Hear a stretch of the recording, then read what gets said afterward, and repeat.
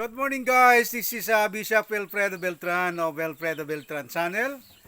And right here in the farm in Libacao, Aklan. This is part 2 or the second part of the series of videos regarding our project of raising native chickens. And they belong to the free range kind of chickens. And so we are on the process of developing this breeding house for chickens, and it comprises of 3 compartments. We want to segregate every kind of chicken, and we believe that they are of different breed, and the indicator that we use is the color. Like we have here the Australorp that are colored black, and the Leghorn type, which is white. Both the male and the female are white. And then we have this uh, darag, or the brown native chicken. However, these are not pure darag anymore because we have interbreed it with other native chickens. And so guys, we are now segregating our chickens, and the outer portion of this chicken house is also utilized for our growing chicks. So they are about 2 months to 3 months old now, and we let them off the ground so it could exercise.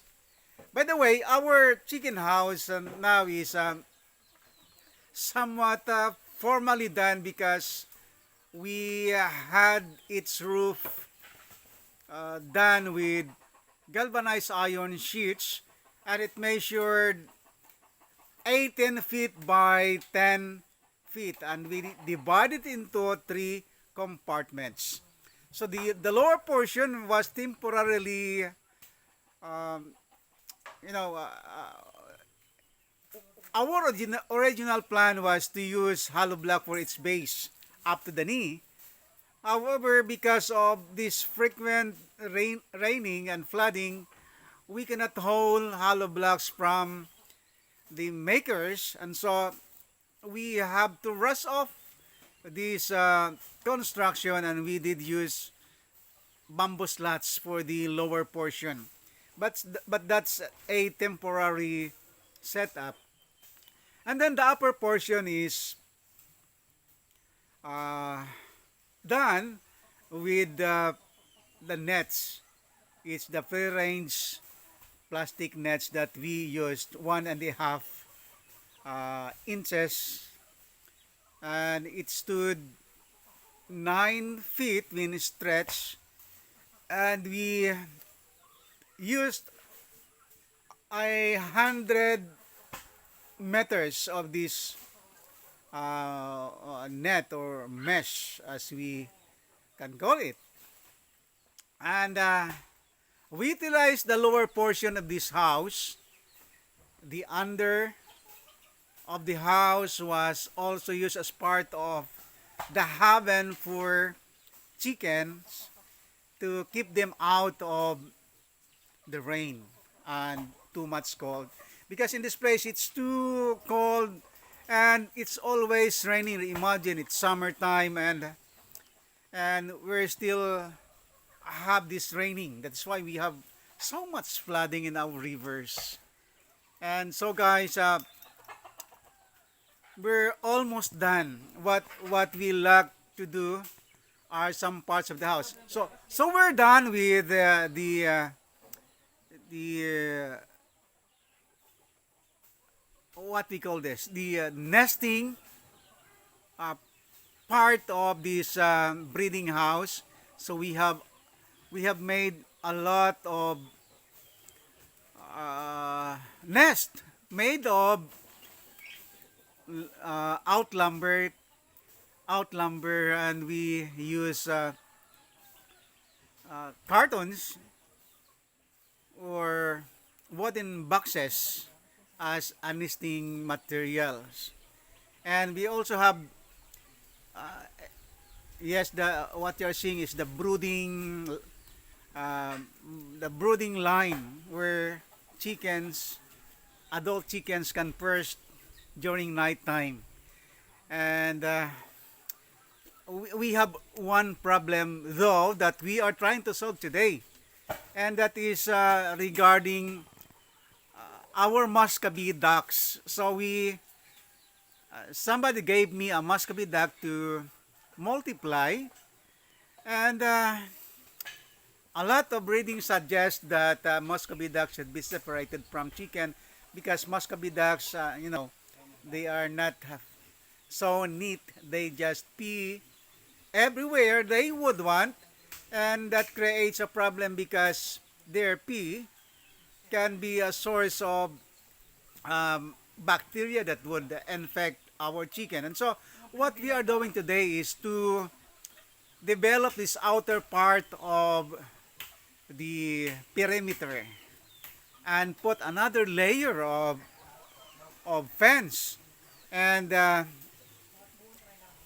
we shall be building a small hut for them, and this hut would serve as their, you know, haven when it rains. And so we have this group of bambos, and it will serve also as their cover for the coming summer. That makes this place a nice one for them. They have the shade, and we shall be making a roof for them that they could just come under and keep themselves from being wet when it rains. And so that's what we are planning to do today. So that's it, guys. And when this is done, then we can separate our Muscovy ducks from the chickens. And so as I have said, we have our nest ready for several of our hens. And actually, there are layers now, but we have them inside this uh, perimeter fence, and to keep them from escaping from this enclosure, we have placed a net over this open space.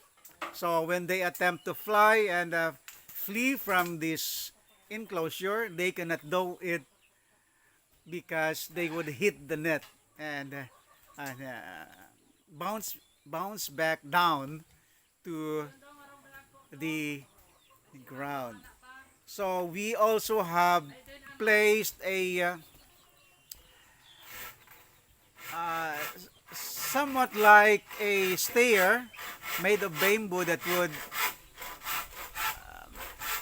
would serve as their stair from the ground towards the attic of this chicken house. So they would roast on the um, the upper part of this chicken house, and they are being kept away from the sight of, you know, animals outside. By the way, they are safe because this chicken house is surrounded by a net. And today it shall become 2 layers on the front side because what we are doing, the Muscovy ducks enclosure can serve as the outer layer of this chicken facility here in the farm. So, watch out, guys, for the project to be done.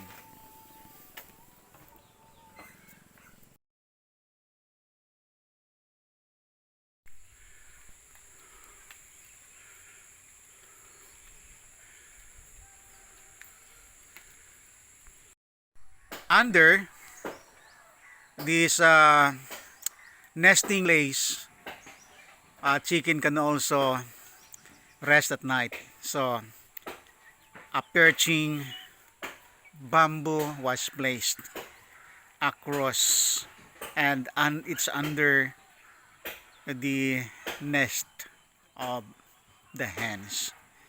So every night they are crowded there, and we placed a tarpaulin to keep them from too much, cold, moisture, and they like it that way. It's also dark, and they love staying on protected sides during the night.